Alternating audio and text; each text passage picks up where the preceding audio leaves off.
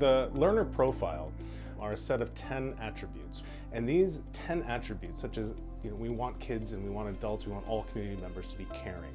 And what does that look like? We want them to be open-minded. We want them to be communicators. We want them to be principled.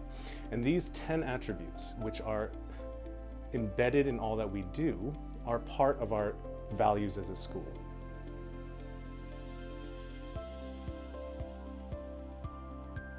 The PYP attributes are like the universal language of character. And you see examples of students using these attributes all over the place. Our students are certainly inquirers and risk takers and thinkers.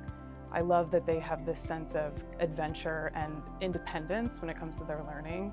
Like a big thing we emphasize here is fostering a sense of curiosity. I think curiosity is something that is not only really valuable academically speaking, but from being curious about our emotions and about ourselves and our identities and our relationships. I think the learner profile traits have just sort of become a part of everyone in my class. So instead of thinking about them a lot, they're just sort of like in our brains the whole time. I would describe kids at the school as being very open-minded.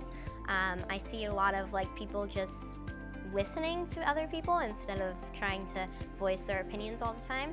And they're very open-minded to other cultures and other ways of thinking. They're willing to try.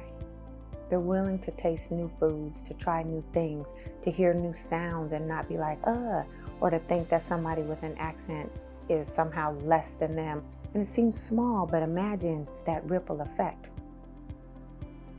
Our students are incredible communicators. They are learning how to communicate in 2 different languages and also through art and music and physical activity.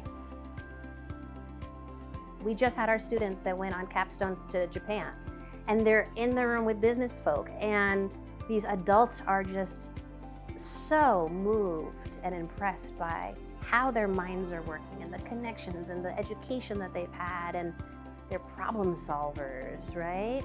And confident linguists, and so hopeful. There is a beautiful collective and there's autonomy. And I think that doing that well is something that's pretty powerful. I know how to be with you, but guess what? Right here, I kind of can stand on my own. Real proof of the excellence in education is what happens after they leave our school. And to hear the anecdotes from families of how successful, how happy, how far along they are with the academics, but also that they're good kids. Because as a parent myself, the #1 thing I care about, I know that they'll learn how to read.